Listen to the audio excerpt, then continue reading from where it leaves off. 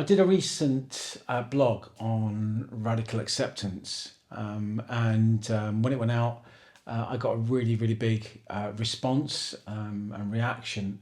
And I've had lots of people come back to me and ask me to put together a little bit more detail in terms of my perception of what that is and how it kind of works in terms of how I use it as part of a sort of therapeutic process. Radical acceptance is not something new.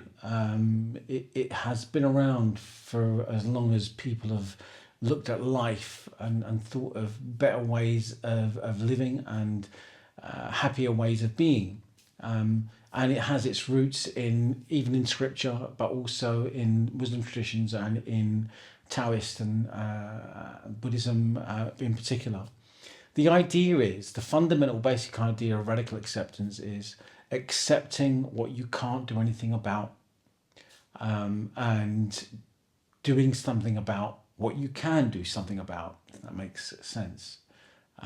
So it's really a letting go, and certainly within the context of my experience, that initial bit is tough, particularly if people have experienced trauma, and particularly complex trauma, but trauma in particular, because often with trauma, there is a sense that in letting go, you're kind of giving up.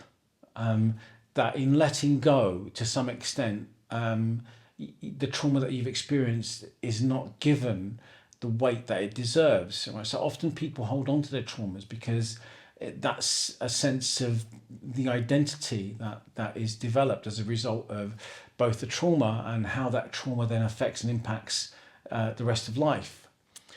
Certainly in my experience, having experienced trauma myself, the kind of letting go part is particularly when it's in relation to what someone has done.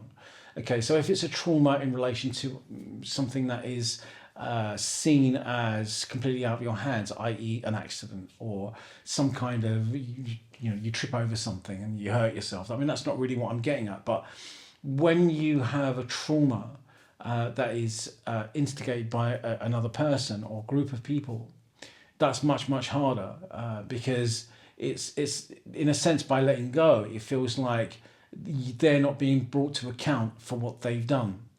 And it's almost like you're cutting them slack rather than cutting yourself.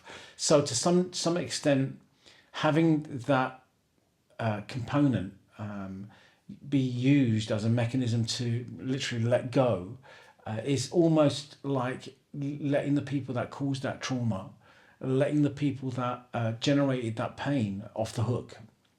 And of course, the basic kind of thought process is that really by holding on to it, the only person that you're hurting is yourself. The only person that I'm hurting by holding on to the trauma is me. I'm not really doing anything in relation to them. They're not being called to account. Whoever it was that did whatever they did to me aren't being, brought to account simply by me holding on to the pain that existed as a result of the trauma that I experienced. So radical acceptance is about learning how to let go, okay? How to come to terms, right? I mean, that's a very old-fashioned and well-used term. How to come to terms with what happened.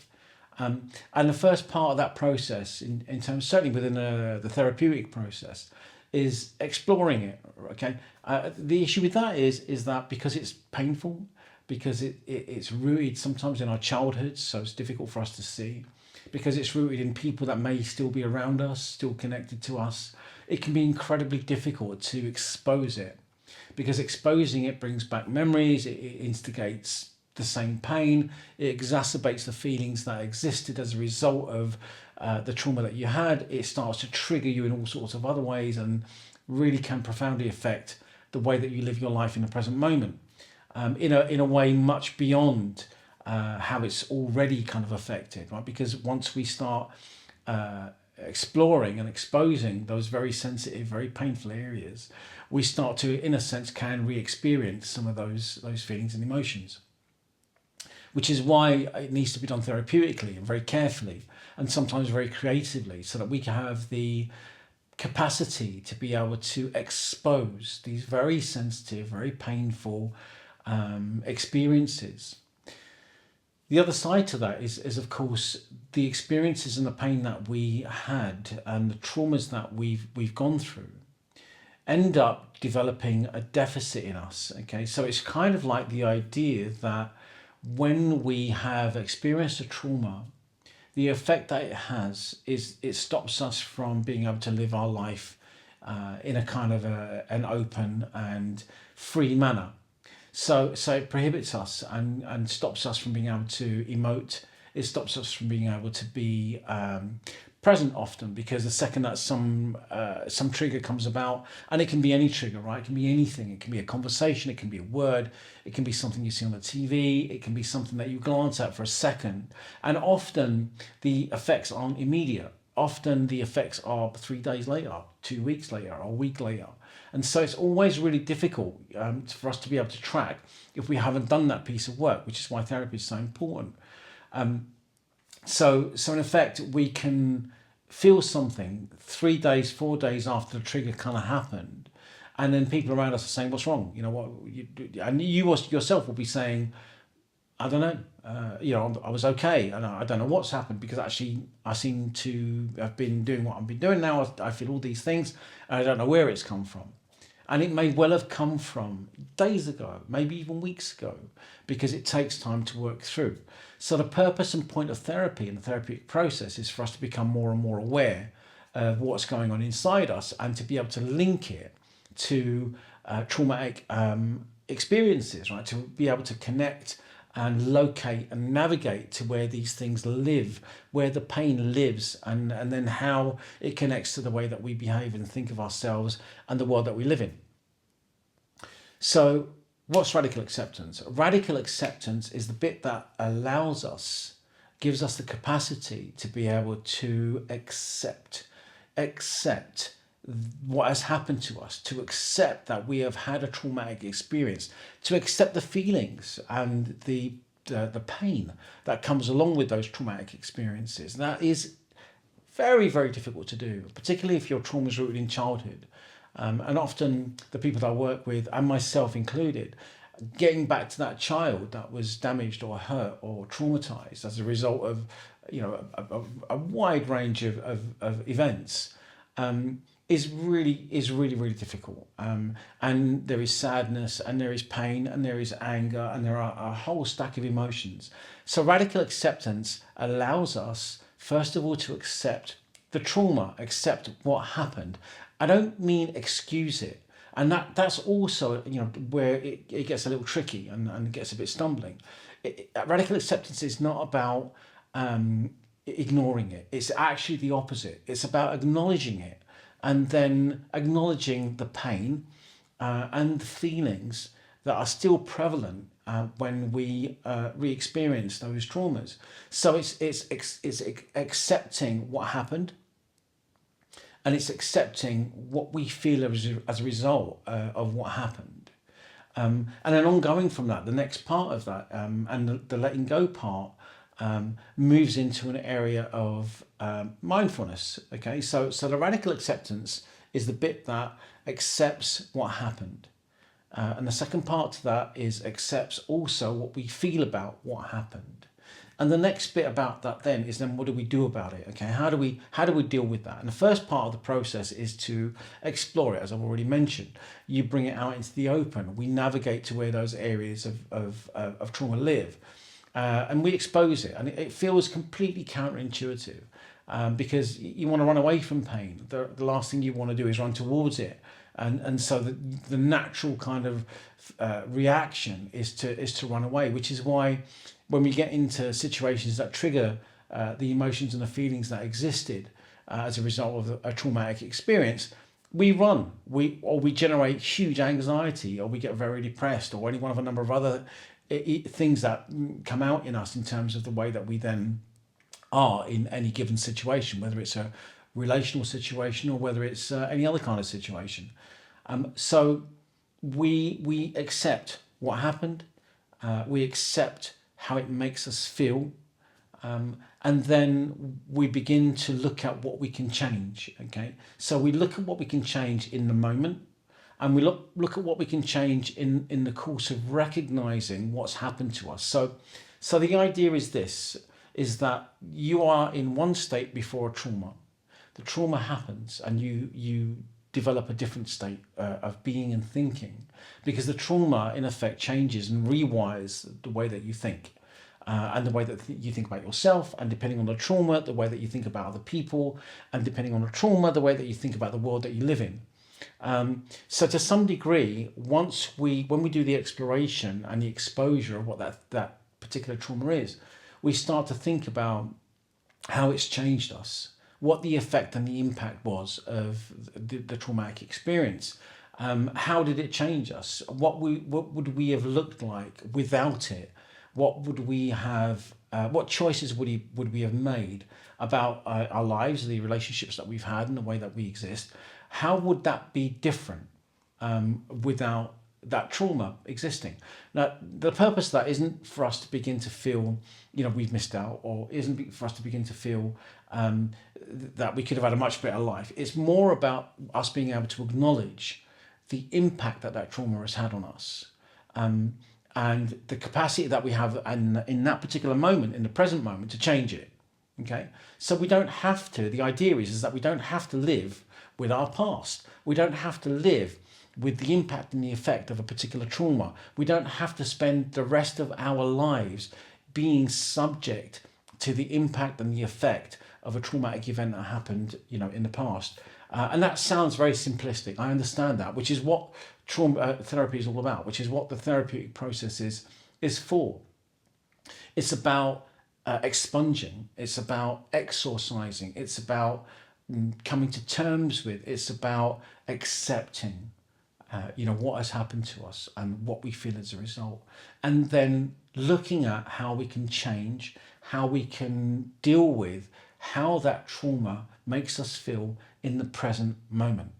So that's the bit that the radical acceptance kind of does. It kind of gives us the capacity to be able to find a route to let go, in the first instance. Find the route to be able to explore, express, and process what we feel as a result of what happened to us.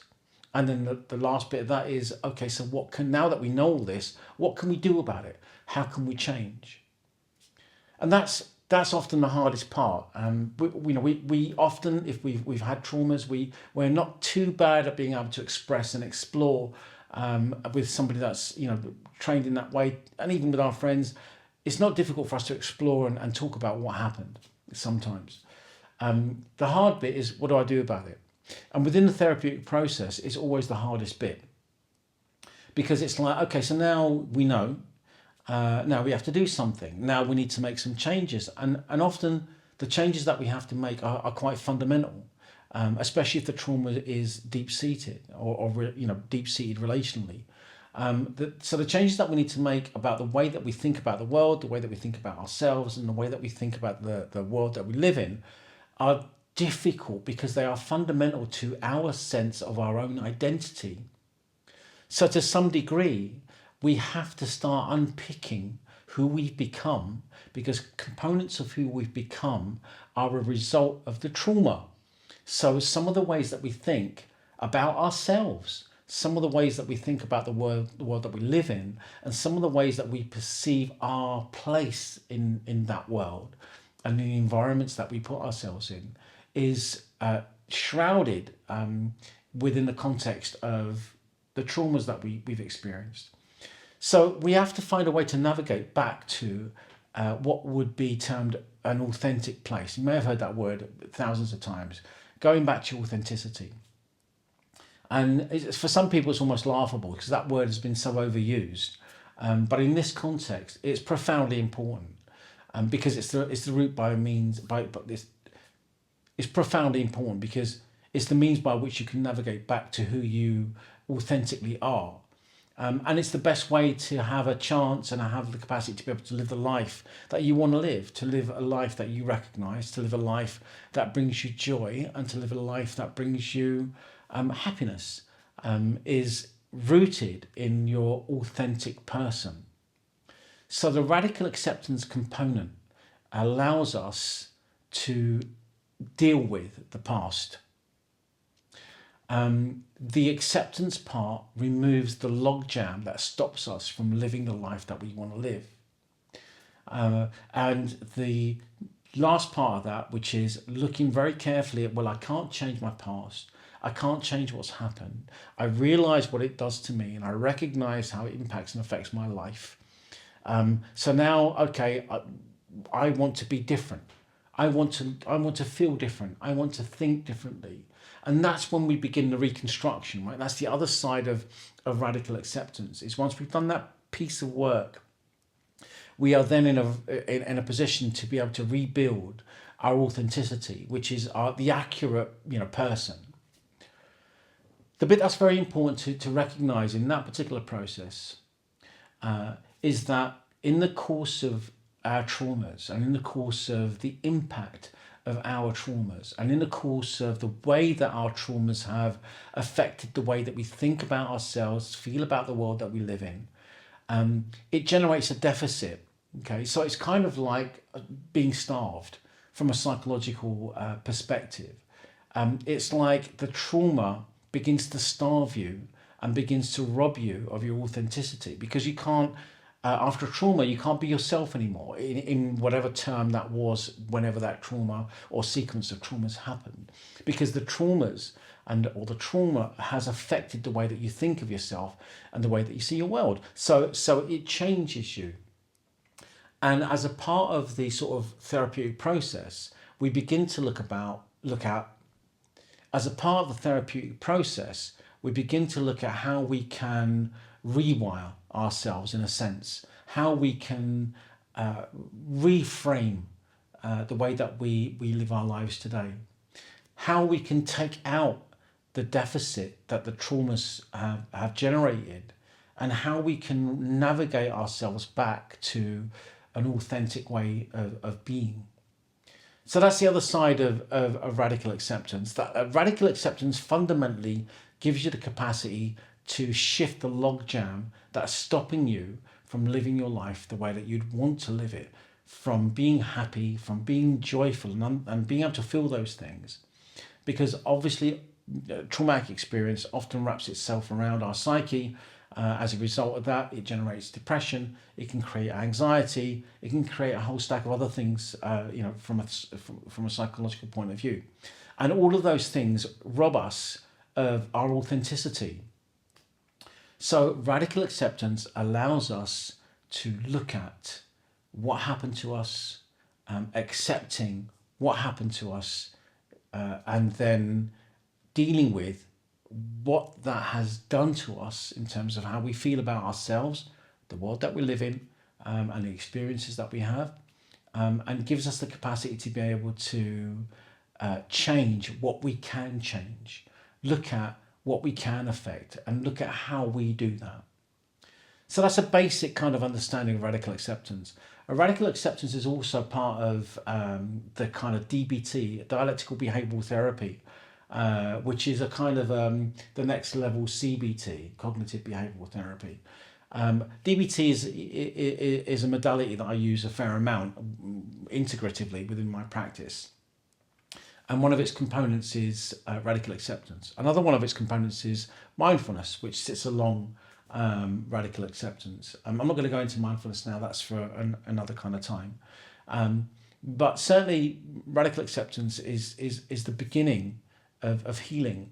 It's the beginning of being able to process. It's the beginning of being able to shift the logjam that's stopping us from living our lives. So I hope I've been able to offer a little bit more detail about what radical acceptance is. Obviously, in the context of this short video, I haven't been able to go into huge depth, and it's a very, very big subject. But I hope it's kind of opened the doors for you to do a little bit more research and to gain a bit more knowledge, and to see if it's something that would work for you.